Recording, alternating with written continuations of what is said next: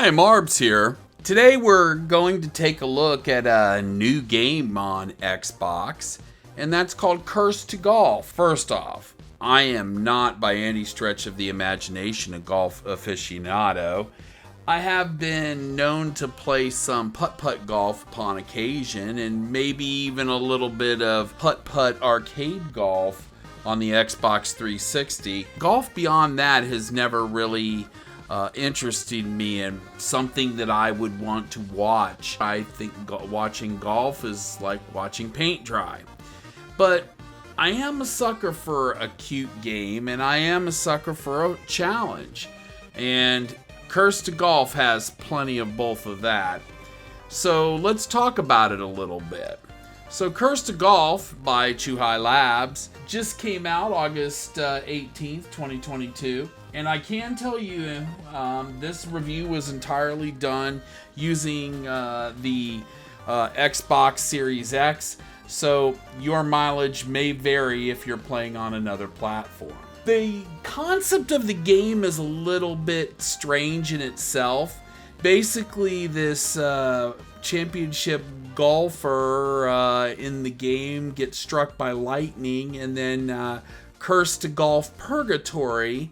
And the whole concept centers around him solving puzzles, best way that I can describe it, to complete various holes in order to regain his way back to topside again. What we find here is that there is a number of what I would call protagonists, as well as a number of puzzles that you have to solve along the way to complete these holes. And when I say puzzles, some of them are puzzles, some of them could be called trick shots. Some of them are going to be easy to accomplish, and some of them not so much.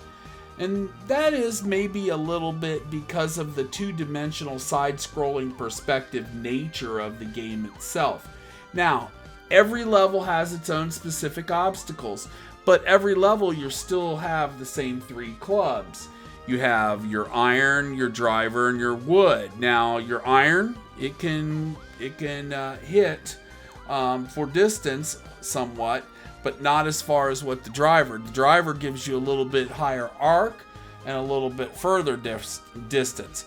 And then the wedge, it gives you a lot of arc but very little distance. So the iron's kind of the happy medium, which I found to be the club that I relied upon the most. Now, there are boss battles at the end of each biome, and there are 4 biomes. Now, the levels themselves, they have 70 pre-designed levels viewed from a two-dimensional side-scrolling perspective, and each of them has their own features, their own obstacles, and there are some handicaps in things as well. But you have ace cards, which is a card system that will help you grant you more lives and help you get through the game. Now, I just want to say here, we're going to not show a lot of footage here. We're going to just show a little bit of footage of the first couple of holes and a little bit of getting down to the bottom, let's say, to purgatory, golf purgatory.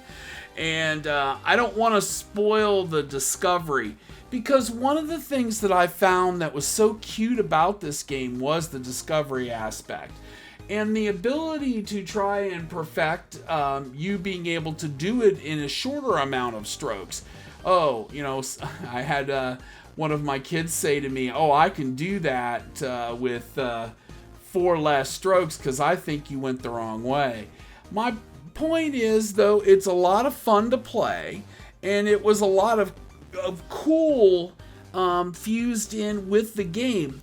It almost felt like sort of a Nintendo-esque NES style game, maybe a Super Nintendo style game, and that's from some of the pixelated look I would suggest of the game itself, but it's bright and it's colorful and it's warm and inviting, and I think that makes it something that you would definitely like to play. I found myself, even though I wanted to play other games, continuing to going back to Curse to Golf because I was just that curious to find out, could I get to the next level? Could I get past there? And you know, because there's so many different ways and you have so many different lives, aka strokes, and you have to temper that with going the right direction and using the ace cards at the right time and powering up with items purchased using cash earned from having excess shots. It's a really complicated game. Now, do I think that it is, brutal? Yeah, I would say it's a little brutal. I haven't mastered it yet, and I don't know that many people are going to master it. There is a patch coming, I'm told, that's going to address some issues in some of the rougher areas that make it a little less demanding, perhaps.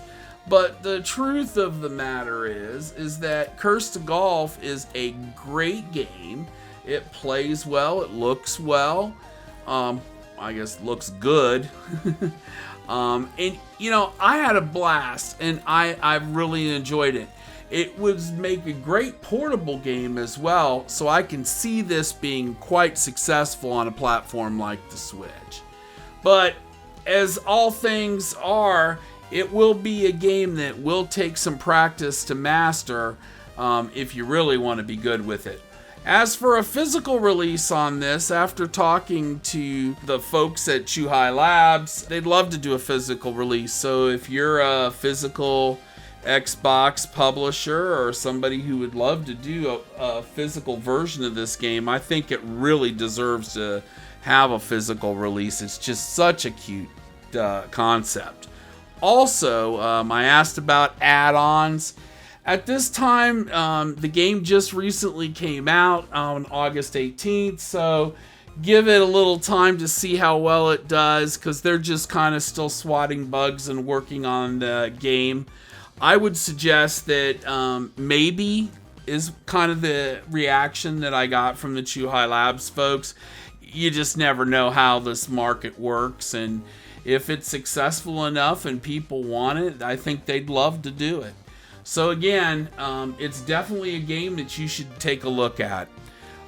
This is Marbs from the Marbs Cave. We'll see you next time. Curse for Golf on Xbox. Buy it. Talk to you later.